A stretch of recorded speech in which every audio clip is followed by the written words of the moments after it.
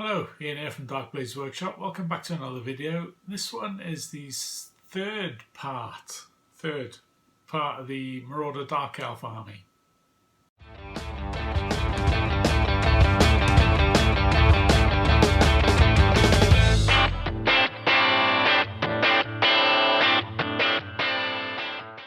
Okay, in this one we're looking at the MM70 Warriors. I think it came out late 80s.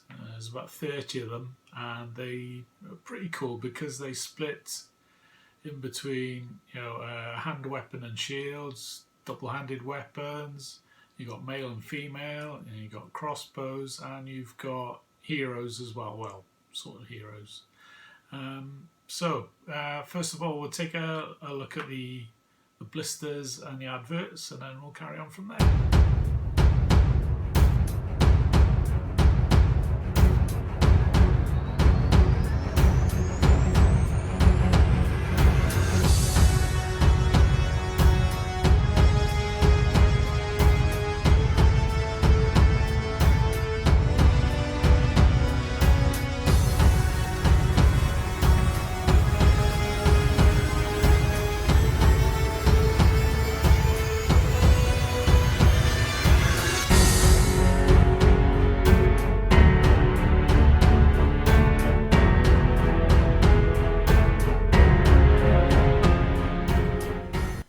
So here we are, White Dwarf 114. This came out August 1989, and they always did full page adverts back then.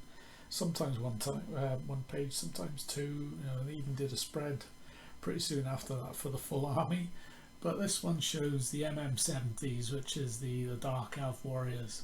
There seemed to be quite a mix in there, and I think you could pick about 2 or 3 that would work as champions, and then you've got some with double-handed weapons like halberds and spears. You've got a single-hand weapon and shield, and then you've got your 2-hand weapons like a sword and a short crossbow. And then you've got 11 or so dedicated crossbowmen as well. And always remember there was 6 that they brought out as females, and they all had horrendous haircuts. But I ended up making 2 units of 24 each of the warriors, and I kept the crossbowmen separate for the crossbow regiment. Oh, there you go, there's the smashing haircuts for you. Look at them, horrendous, aren't they? I remember there was a lot of gold in these colour schemes, and I thought it didn't really fit with what I wanted to do, so I started off with the dark metal and the purples, and only a little smattering of gold. But as I say, 2 units of 24 and a unit of crossbows. So I've only got a couple of blisters of the MM70s. I never actually managed to get my hands on one in the original Marauder livery, the red and black packaging. But I managed to get hold of these through eBay across the pond. Because I know the US packaged their stuff in green blisters back then. As you can see, made in the USA there. But it still had Citadel Miniatures. There's no mention of Marauder on there whatsoever. I don't know whether that came a bit later on across in America, because there's 1993 on there. I think it was it was 89 when these came out originally, so whether they're a bit behind the times or they repackaged them later on down the line, I don't know. But the good thing about these is if I ever get to opening them, I've got 3 shields, and there's only 1 in each pack that actually needs a shield, so I've got 4 spare shields there, so that'll be handy. So anyway, that's the blisters. Let's move on. Okay, so here we go with the first unit of 24 warriors. You can probably see that I've used the death cap hero for the champion. That and the other champion, lovely sculpts. I love the armour that they're wearing. So I decided to do it in leather rather than a metal. So I try and keep them light troops. I didn't bother splitting them up into two-handed weapons or single-handed weapon and shields. I threw them all in together. The only thing that I probably mentioned earlier is there was no standard bearer in the MM70, so I had to use one of the guys from the Dark Elf Regiment and converted the guy with the big halberd. It was quite an easy weapon swap, really, to put an extra pole. And I turned it into a pin so I can remove the standard if I need to. If I want to put it on another unit later on, maybe we'll see. But again, the standard was painted by Jonas. It's another variation on the theme. As you know, the main standard is the one featured in the Dark Elf Regiment. So it's like a skull on a black heart.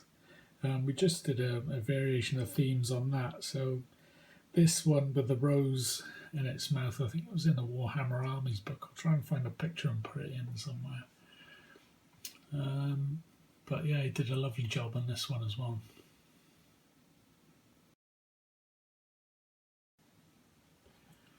So for the movement tray, again, I've used the Lord of the Rings ruins. This corner piece is quite a nice bit, so I'm just stuck it at the back corner out of the way. And I use the other ruin there as well. So I've got the 4 ranks of 6 to make the 24. And as I say, it's a display base. I'm not going to put these on the table and play play a normal game with them. These are just purely for sitting in a cabinet. So here we've got the second unit. As you can see, we've got the other champion there with the 2 pistols.